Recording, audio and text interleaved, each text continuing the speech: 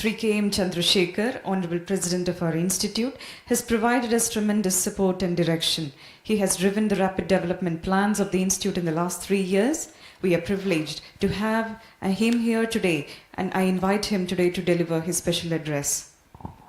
Honorable Union Minister, Honorable Minister of Kerala, Mr. Kadagambally Surendran, Honorable Members of Parliament and Honorable MLA, Their Royal Highnesses Poyam Tirunal Gauri Parvati Bai and Ashwati Tirunal Gauri Lakshmi Bai, distinguished guests, it is so good to see so many familiar faces here. A special welcome to all of you and thank you for being here. It is a great privilege and honor to us that the Honorable Minister of Science and Technology, Department of Earth Sciences and Ministry of Environment, Dr. Harshvardhan, has obliged us by coming to our institution for some significant events today that are milestones in the evolving history of Sri Chitra.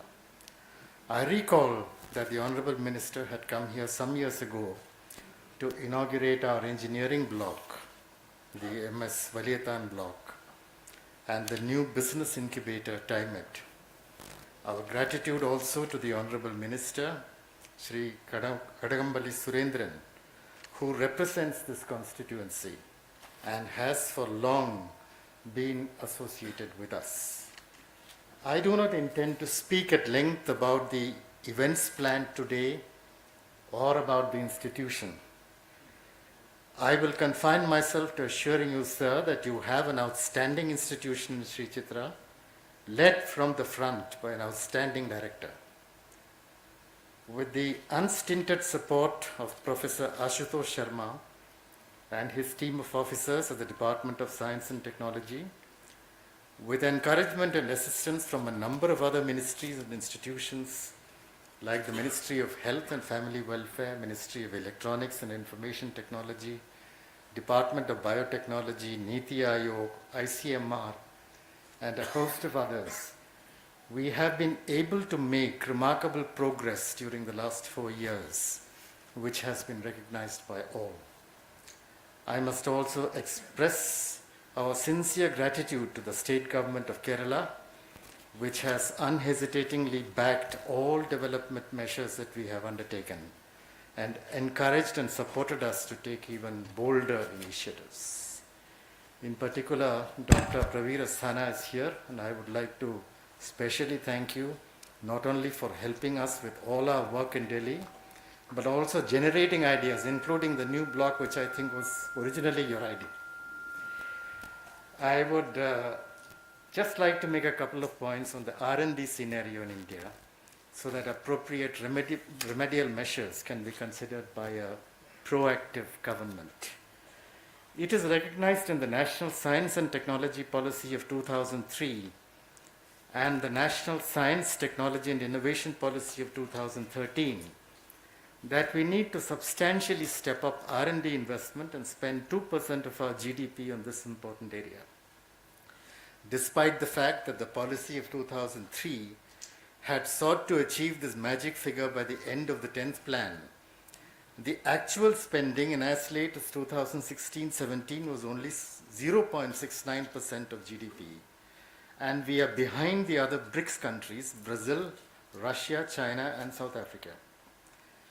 Both the 2003 policy and the 2013 policy had emphasized that the bulk of investment in R&D should come from the private sector. If we are to really press forward aggressively, we should put in place a strong mechanism for integration in R&D between the private and the public sector. We should encourage the large corporate sector in much greater measure to invest meaningfully in R&D. The public research institutions, the academia, and the private sector should be linked together to produce results. In this connection, I may mention that the chairman of the Tata Group, Shri N. Chandrasekhar, had been here just recently, and he is tremendously impressed by the performance of this institution. So we hope that there will be more and more participation from the corporate sector in the development of science and technology in India. As it is, 80% of the patents given in India go to multinational companies and they remain largely unused. We need many more scientists and engineers working in the field of R&D. China has 44 scientists and engineers working on R&D per 10,000 of labor force. We have only 11. We need a concrete plan of action to convert policy into strategy. And this is where I think the efforts of the Department of Science and Technology, the entire science sector in the country has to be focused. We need to bring together the private sector, the public sector, the academic institutions to develop a time-bound action plan for ensuring that R&D comes up front in the national scheme of things. Turning now to medical devices and technologies, the problem is even more acute. 80% of medical devices used in India continue to be imported.